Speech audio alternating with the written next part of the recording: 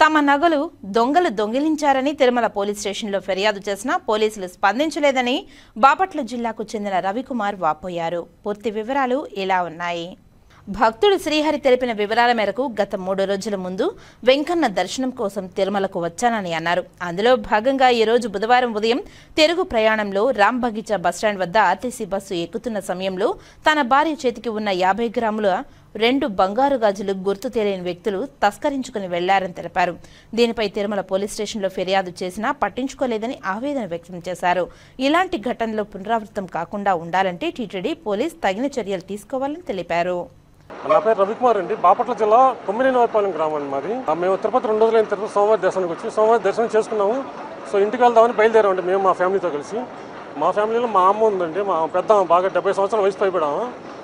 మేము అందరం కలిసి బస్సు ఎక్కుతూ ఉన్నాం. ఎక్కుతుంటే మెట్ల దగ్గర కాలు జారి కింద పడింది. వాళ్ళు ఏదో చేశారు, వాళ్ళు వెనకాల 3 ఉన్నారు. వాళ్ళు ఏదో చేయటం పడింది. పడంలోనే చేతులతోటి లాగేసుకున్నారు, మొత్తం ఆ గాజులు లాగేసుకుని వాళ్ళు బస్సు దిగి బస్సు వెనకాల వెళ్ళిపోయారు.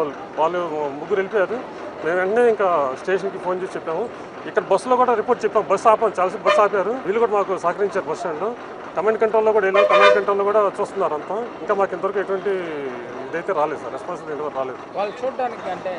వాళ్ళు చూడడానికి ఒక గల్ల చొక్కా వేసుకొని మంచి గల్ల చొక్కా ఒకటి వేసుకున్నారు.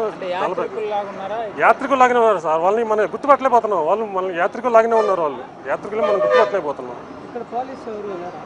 పోలీసులు ఇక్కడ ఎవరు లేరు సార్. అసలు ఇది కూర్చొని మీరు ఈ పరిసర ప్రాంతాల్లో పోలీసులు ఎవరూ లేరు. ఒక్క పోలీసులు కానీ ఎవరు కూడా భద్రత అనేది చాలా ఇదిగా ఉంది. ఎవరు కెమెరాలు పెట్టుకుని వదిలేస్తే ఎలా సార్? ఇప్పుడు మాలాంటి భక్తులు చాలా మంది వచ్చారు సార్ ఇక్కడికి. దయచేసి చైర్మన్ గారు అయినా మాలాంటి వాళ్ళకి, మాలాంటి భక్తులకు ముందర పెద్ద వయసు వాళ్ళు వచ్చారు. మేమంటే కురవాలి సార్. ఇప్పుడు అంత పెద్ద వయసు వాళ్ళు వచ్చారు. వాళ్ళ భద్రత దృష్ట్యా కనీసం ఒక్క పోలీసు అన్న 2 పోలీసులు అన్న పెట్టి బస్సులు ఎక్కేటప్పుడు జనాలని పబ్లిక్గా చూసుకోమని కొంచెం మా విన్నపం సార్. అంతకుమించి